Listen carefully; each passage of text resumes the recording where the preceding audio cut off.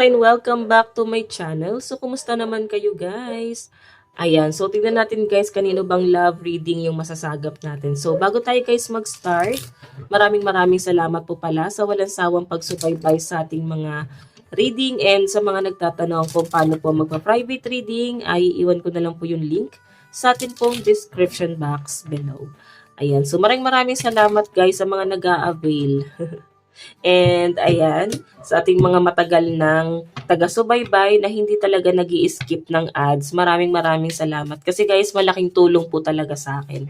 Yes, maraming salamat. Ano ba naman yung 2 minutes, di ba? Eme lang guys. Ayan, pero maraming salamat guys. No? Naway buhusan tayo ng maraming biyaya ni Universe. So, tingnan natin. Kanino pong love reading to Spirit Guide? Okay, kanina po itong love reading. Energy mo muna. Tignan natin yung energy. What I mean ng person mo. Energy ni person mo ngayon. Energy ni person mo ngayon. Ayan, daming tumatalon. Meron tayong 10 of Swords. Nako. Una pa lang guys, nakikita ko yung struggle. Oh my God, dalawa pa yan. Kung makikita nyo guys, dalawang 10 of Swords. Okay, tapos yung nakasulat dun sa isa, everything is fine. Pinapakalma niya guys yung sarili niya ngayon. I think madami siyang pinagsisihan, pinangihinayangan, mga bagay na namimiss niya, mga bagay na parang pinalampas niya. No? Ang dami guys problema ng person mo, parang dumadanas pa nga to ng karma. Okay, nakikita ko pa sa kanya guys yung mga bigat ng mga problema niya na parang dala-dala niya ngayon. Okay? Energy ng person mo guys, malakas ang energy ng air sign, Aquarius, Gemini, and Libra. Aries, Leo, and Sagittarius. Madaming pinagdadaanan to guys. Nandun sa point na maaaring naiisip ka niya sa kabila ng mga pinagdadaanan niya ngayon. Okay? Ayan no, may nakatingin sa cellphone. I think tinitignan niya yung picture mo, ini-stalk ka niya, tinitignan niya yung mga galaw mo. Kung nagsasama pa kayo guys, nakikita ko na iba na kasi yung sitwasyon nyo guys. Hindi na siya guys katulad ng dati. Nagbago talaga yung pananaw. Okay? Pero kung hiwalay na kayo guys, nakikita ko yung pagsisisi ng person mo ngayon. Okay? Nagsisisi siya dito, nangihinayang siya sa mga nangyari. Parang nung naghiwalay kayo guys, ang dami niyang pinagdaanan sa buhay. Ang daming nangyari. Okay? And I think nasa malayo si person mo, dumadanas ang matinding karma. Ace of Wands, oh. Okay, laki ng realization ng person mo ngayon. Ang laki ng mga pinangihinayangan niya ngayon. Pinagsisisihan niya ngayon. Okay? So, sinaksak talaga siya guys ng 10 swords. So, hirap na hirap siya ngayon sa buhay niya. I think hindi lang guys sa love life. Meron din siyang inaantay na para bang napakatagal. Okay? Napakatagal ibigay sa kanya. Pwedeng mga pangako na pinangahawakan niya. Alam mo yung parang napapakapit siya sa patalim. Lalo na sa usaping pera. Okay, napapakapit siya sa patalim pero parang napapaasa siya. Okay? Yung ine-expect niya, kung nagkaroon ng third party sa nakikita ko rito guys, pinili niya yung third party. At ngayon, nadidisappoint siya kasi mali, no? Mali yung nangyari. Hindi niya gusto yung nangyayari. Ayan, so tingnan natin.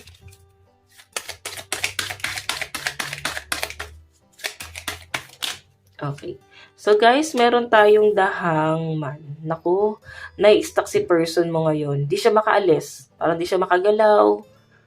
Parang piling niya walang tumutulong sa kanya. Dami niya guys problema. Naawa lang ako sa energy ni person mo. Four of Pentacles, naku, kulang din siya guys sa financial, no? Kasi tinitipid niya talaga yung sarili niya. Siguro marami siya ding obligasyon. Moving forward, I think sa abroad talaga si person mo. Yan, no? Marami siya guys tinutulungan. Okay? Pamilya niya. Ganyan. Sige, tingnan pa natin. Oops.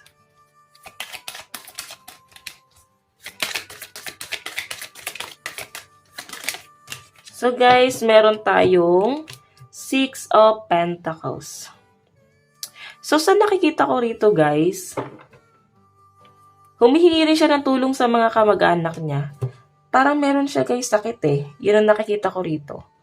Okay? I think Parang karma to nangyayari sa kanya kasi nagkakasakit siya tapos parang walang nag-aalaga sa kanya. Marami siyang hinihinga ng tulong. Yung mga taong tinalikuran niya, family niya, mga kapatid niya, mga anak niya, kung may anak siya. Kung ano man yung tinalikuran niya guys, parang hindi na siya pinapansin. Kasi parang hinayaan na siya na ganito yung mangyari sa kanya kasi para matuto siya. I think pasaway talaga to si person mo kasi ang laki ng paghihirap niya ngayon sa pera. Okay, so malakas ang energy ng mga Capricorn, Taurus, Virgo, Chariot. Ayan, no? Si person mo kasi, guys, ang bilis ng mga nangyari sa kanya. Kung merong swerte nangyari sa kanya, guys, unti-unting nawawala yon. Okay? Nakakaranas talaga ng kamalasan to, si person. Sa pinapakita sa akin. May nakikita pa ako, guys, parang konfrontasyon. Kung meron siyang ibang karelasyon ngayon. May mga pagtatalo, pwedeng nadadamay pa siya sa gulo ng ibang tao. Pwedeng sa family, ayan no, may mga opportunity, may nakikita rin ako guys, nagkakaroon ng conflict sa papeles si person. Parang sa immigration yung nakikita ko guys, sa travel niya, parang nagkakaroon siya guys ng problema sa visa, sa papeles, pwede sa immigration, in-interview siya guys, pwedeng lumagapak siya. So parang meron siya mga pinanghihinayangan. Okay, pera kasi guys, yung labanan, no, I think daw ubos na yung budget niya. Siguro, may plano yung person mo na mag-abroad, or nasa abroad na siya, or pe-petitionin siya. Okay? May nakikita akong travel dito kay person mo. Sige, tignan pa natin guys sa energy mo. Ayun yung energy niya. Nakikita ko rin guys sa energy ni person mo, mga fire sign, Aries, Leo, and Sagittarius. Okay, energy mo. Ayan, ending. Mukhang naghiwalay na nga talaga kayo, guys. Okay, madami na, guys. Pasakit tong tao. Okay. So, sa energy mo, parang hindi ka nagdadalawang isip, no? Siguro habang pinanonood mo to, parang naiinis ka doon sa person mo. Oo. Kasi naka-reverse yung the lovers, oh. Sabihin, sinayang ka ng taong to, guys. Marami kang sinacrifice. Okay, marami kang ibinigay sa kanya, tinulungan mo si person. Nakikita ko naman guys, nagkaroon naman talaga ng give and take. Parang tinulungan ka rin naman niya, tinulungan mo rin naman siya. Yun nga lang guys, naka-reverse yung the lovers. Okay, meron tayong the Hierophant. Alam mo, nakikita ko na merong kakausap sa'yo, someone na malapit sa kanya, kaibigan, pamilya, gagawa ng action, parang kakamustahin ka. Ganyan. Pwedeng sila yung hindi makamove on sa hiwalayan nyo, no? Meron tayong Knight of Swords in reverse. So, pwedeng galit yung person mo nung huli yung pag-uusap, no? Nung huli kayo nag-usap. Pero sa nakikita ko rito, guys, humupa na, no? Humupa na yung mga galit niya. Kasi wala ka namang ginagawa rito. Gusto niya, guys, ma-win back ka dito. Okay? May mga kakausap sa'yo. May mga susuyo sa'yo. Or pwedeng mararamdaman mo na parang ini-stalk ka ng mga kamag-anak malalapit sa kanya. Kasi pwede na ikakwento ka ng person mo eh. Okay? So, tingnan natin.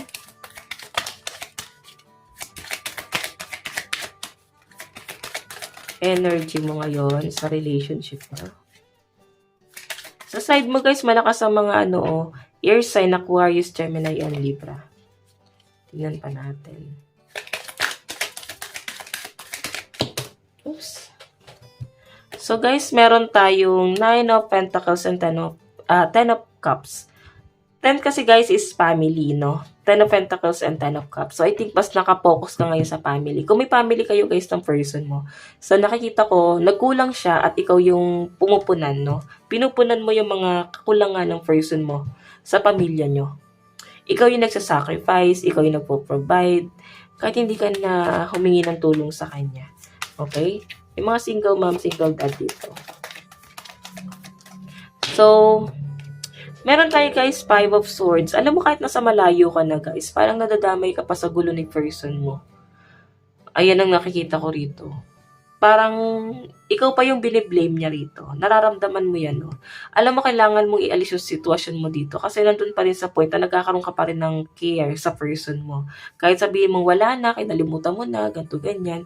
Ang sinasabi rito guys, nagkakaroon ka pa rin ng pake. Kumusta na sila nung person niya ngayon, nung ipinalit niya sa inyo. Kung itatanungin mo, hindi sila okay. Ayan, malakas ang energy ng Capricorn, Taurus, and Virgo, Cancer, Pisces, and Scorpio sa side mo. Nakikita ko na maaring ngayon mas straightforward ka, no? Mas, ano ka, mas full of confident, no? Sa mga ginagawa mo. Nakikita ko na tinatanaw mo na lang siya, pero mas pinagtutuunan mo ng pansin ngayon yung financial mo, especially yung family mo nga. Okay? Ngayon, parang yung ibas dito guys, mas pinagtutuunan mo ng pansin ngayon yung family mo and yung sarili mo. Matagal ka ng single sa pinapakita sa akin. And siguro guys, nawalan ka na ng amor, no? Pagdating sa relationship, parang nasanay ka ng nag-iisa. Okay, hindi mo kailangan ng kahit na sino sa ngayon. Yun ang tumatak sa isip mo eh. Parang ang alpha. Parang nasanay ka ng nag-iisa. Gusto mo rin naman guys ng ganyan. Yung mag-isa. Okay? Kasi parang ayaw mo rin guys ng ma-pressure sa pinapakita sa akin guys. Okay, so tignan natin guys ang inyong love advice. Meron tayong deception, di ba? May panluloko talaga. Someone is wearing a false mask, as false self mask in this relationship. So, si person mo guys, meron talaga siya mga spy dito. May mga galamay siya para makabalita pa rin siya sa inyo. Okay? Pwedeng mga kaibigan mo, hindi ka aware, bigla ka na lang tinanong ng kaibigan mo, kumusta na kayo ni ano, o nung ex mo. Tapos magugulat ka kasi ba't naging interesado yung kaibigan mo sa inyo. Eh, ever since naman, walang pakialam sa friend mo, diba? Mga ganon. So, tignan natin guys, meron tayong healing family issue. Diba? Sabi ko sa inyo guys, nakapokus ka sa family mo. Or kung may family kayo guys ng person mo, ito yung gusto mong i-heal. Pwedeng maayos nyo pa to guys eh, kasi ayan o, may healing eh. Kung may pamilya kayo guys, mas pipiliin nyo na maayos yung family nyo. Okay, siguro ang tinitignan mo na lang dito guys is yung connection nyo ng person mo. Yun nga is yung mga anak. Yung binuo yung pamilya. Yun na lang guys yung dahilan kung bakit nag-hold back ka sa kanya. Okay? So, tingnan natin guys, love advice. Meron po tayong embrace what destiny has in store for you. Kung sino yung sumira sa'yo, siya rin ang bubuo sa'yo sa pinapakita sa akin. Okay? Tingnan pa natin. Meron tayong trust. You need to have trust in relationship in order for it to flourish.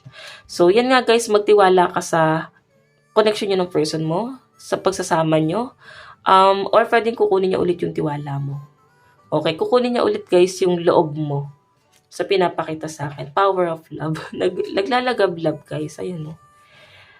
Okay, alam mo, inaalala ka ng person mo ngayon guys. Pwedeng matagal na kayong hiwalay. Okay, hindi siya guys, hindi siya naging kampante ngayon sa karelasyon niya. Malaki yung pagsisisi niya at panghihinayang niya na ipinagpalit niya. Pwede rin kasi guys na itong person mo, parang nararamdaman mo na parang laki ng pinagbago niya. Bigla na lang, out of the blue, biglang nagbago yung isip niya guys. Parang nafe-feel mo na may something. Baka kasi guys yung person mo, pwedeng ginayuma. Kasi biglang, ang bilis ng pangyayari oh. Knight of Swords, ang bilis na nangyari. Okay, pwedeng hindi mo siya kilalang ganito. Pwedeng may gumawa sa person mo. Pwedeng, ganyan-ganyan ginamot. So, pag ganyan naman kasi guys, nag-expire yan eh. Okay? Mga 1 month lang yan. Babalik din sa kanila yung karma na yan. Basta dasal lang kayo guys na sana gumaling na yung person mo. Okay? Tingnan natin. Yung sayo-sayo ng person mo.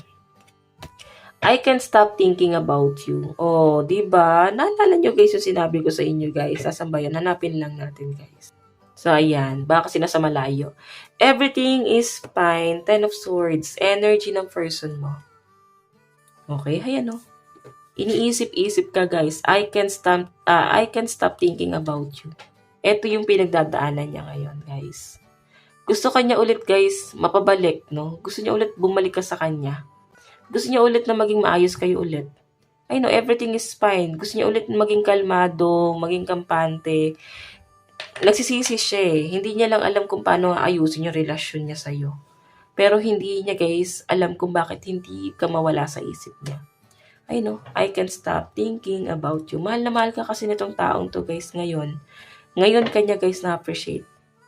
Okay, so tingnan natin.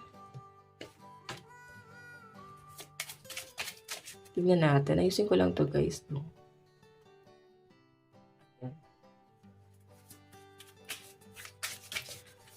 mensahe ni person mo sa'yo ngayon. Meron tayong I hid who I am from you. So, may mga tinago siya guys. Hindi siya ganun naging totoo talaga sa inyo. Naramdaman mo din yan. I think ito rin yung mga pinagsisihan niya. Ba't hindi niya kasi sinabi yung totoo sa inyo? Okay, so tingnan pa natin. Meron tayong I am grateful for the spiritual lesson. Marami kang naturo sa kanya guys. Body and soul. Ganon. Hindi lang guys memories ang naibigay mo sa kanya. May mga bagay rin siya guys na may mga sinabi ka sa kanya na ngayon guys dala-dala niya. Okay, na-apply niya pa rin guys ngayon sa sarili niya. Mga advice na ibinigay mo sa kanya guys, baon-baon niya pa rin yon. Okay, so tingnan pa natin. Meron tayong I am afraid to contact you. Diba? Nakita niyo naman guys, ayan no. Ini-stalk ka na lang kasi natatakot nga siyang kontakin ka ngayon. Natatakot siya na kausapin ka. Okay? Kagaya ng sabi ko kanina guys, natatakot tong person na to. Okay, so tignan pa natin, meron tayong I remember every detail of that day. So, yung huling pagkikita nyo guys, tumatatak sa isip niya, naalala niya pa yun. Okay, tignan pa natin. Last message ni person. Just being near you is intoxicating. Masaya ka sigurong kasama guys, kasi every time na nakakasama ka daw niya, oh, parang hindi ganun ka-toxic. Ayan. I want you. Gusto ko pa rin niya guys bumalik. Gusto ka pa rin niya guys makuha, mabawi. Yun nga lang, hindi niya alam kung paano. Ayun, hindi niya alam kung paano. Ito yung energy ni person mo ngayon. Nakakaawa.